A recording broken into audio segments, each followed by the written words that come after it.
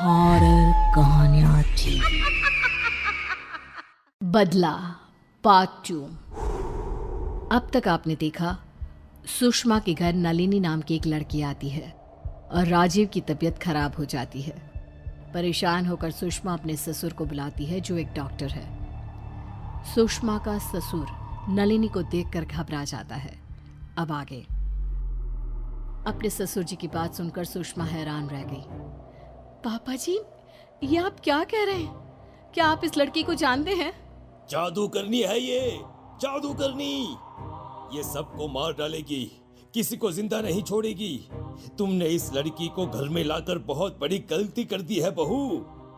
सुषमा के ससुर के इतना कहते ही अचानक से घर के अंदर जो ठंडा माहौल था वो और ज्यादा ठंडा होने लगा। ठंड की वजह से सुषमा कांपने लगी। ऐसा लग रहा था जैसे पूरा घर बर्फ के नीचे दबा हो। और उसी वक्त अचानक नलिनी का रंग रूप बदलने लगता है। खूबसूरत दिखने वाली नलिनी अचानक एक लाश की तरह नजर आने लगी। उसका शरीर नीला पड़ चुका था और उसकी कलाई पर चाकू का गहरा घाव नजर आने लगा, जिससे लगातार खून टपक रहा था। देखते ही देखते घर का फर्श खून से लबालब हो गया। ये सब क्या हो रहा है? कौन है ये लड़की पापा जी, और इसका हम लोगों से क्या लेना देना? ये तुम्हारा कातिल ससुर इस सवाल का कोई जवाब नहीं दे सकता।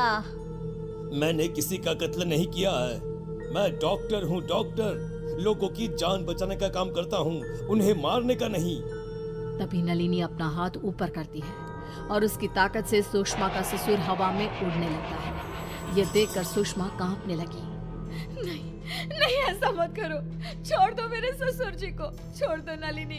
इन्होंने तुम्हारा कुछ नहीं बिगाड़ा। ये एक डॉक्टर है, ये किसी की जान नहीं ले सकते। मेरी बहू ठीक कह रही है। मुझे नीचे उतारो नीचे। नहीं, तुम्हारा आखिरी वक्त आ चुका है और इस दिन का मैंने बरसों से इंतजार किया है। आज तुम्हें इस दुनिया को छोड़कर जाना होगा। आखिर तुम क्यों मेरे पूरे परिवार के पीछे पड़ी हो? क्यों सबको मारना चाहती हो? मेरे पति को तो इस हालत में पहुंचा दिया, अब कम से कम मेरे ससुर जी को तो छोड़ दो। अब ये जिंदा नहीं रह सकता। इसे मेरी माँ की मौत का बदला चुकाना ही होगा। मैंने कहा ना, मैंने ऐसा कुछ नहीं किया। छोड़ दो मुझे, प्लीज छोड़ दो। नलिनी ने अगले ही पल झटके के साथ सुषमा के ससुर को जमीन पर पटक दिया। ये देखकर सुषमा के मुंह से चीख निकल गई। ससुर जी, भगवान के लिए हमें छोड़ दो नलिनी, छोड़ दो हमें।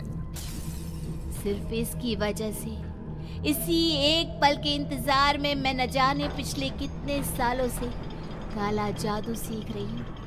और उस काले जादू को सीखने में मेरे शरीर को कितनी तकलीफ झेलनी पड़ी।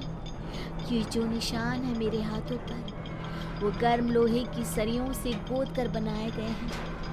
सिर्फ इससे बदला लेने के लिए मैंने इतने साल इतनी तकलीफों का सामना किया। आज इसे उसका हिसाब चुकाना ही पड़ेगा। और इतना कहकर नलिनी देखते ही देखते सुषमा के ससुर का खून कर देती है। नलिनी के किए हुए काले जादू से सुषमा की आंखों के सामने ही उसके ससुर की मौत हो जाती है। उसके बाद नलिनी सुषमा को घूर कर देखती है और अपनी लाल लाल आंखों से सुषमा को मारने के लिए उसकी तरफ बढ़ती है। नहीं नलिनी, मुझे छोड़ दो। मैंने तुम्हारे साथ कुछ गलत नहीं किया, बल्कि मैंने तो तुम्हारी जान कार एक्सीडेंट से बचाई है। वो कोई एक्सीडेंट नहीं था। तुम्हारे ससुर को मारने के लिए मेरा सोचा समझा रचाया षड्यंत्र था। एक तो गया, अब तुम्हारी बारी।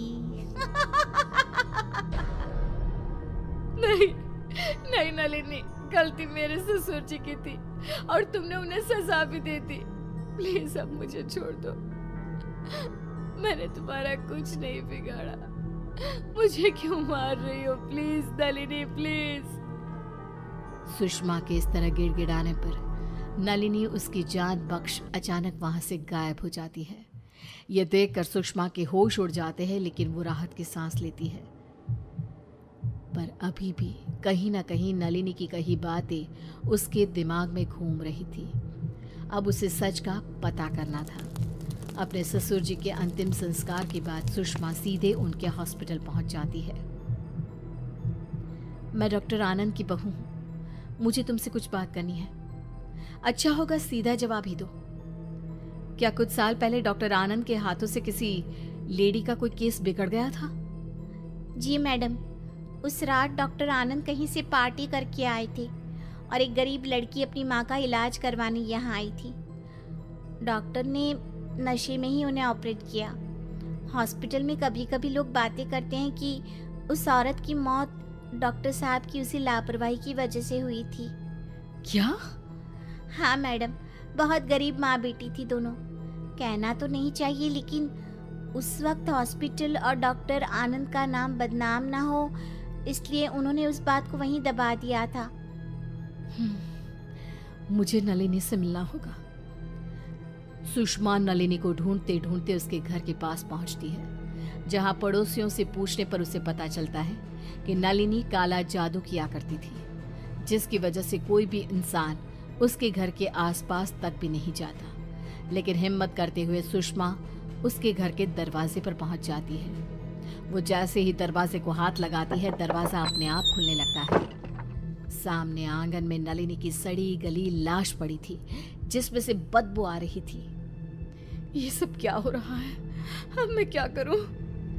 घबराकर सुषमा बाहर निकल कर आती है और वहीं पास में बैठी एक बुजुर्ग औरत के पास जाती है। आंटी, आप इस घर में रहने वाली नलिनी को जानती थी क्या? हर दिन अपनी माँ की याद में तड़प तड़प कर मरी है वो लड़की। सब कहते हैं कि काला जादू करती थी, लेकिन इस बात को कोई नहीं जानता कि माँ की मौत के बाद वो इस दुनिया में अकेली रह गई थी। लोगों की बुरी नजर और अपनी माँ की मौत, इन सब से परेशान होकर एक दिन बेचारी ने आत्महत्या कर ली। ये सुनने के बाद सुषमा की आंखों से आंसू निकलने लगे। उसने पूरी विधि के साथ नलिनी का अंतिम संस्कार करवाया और अपने घर लौट आई, जहां उसने देखा कि उसका पति बिल्कुल ठीक, सही सलामत उसकी आंखों के सामने अपने पैरों पर खड़ा था।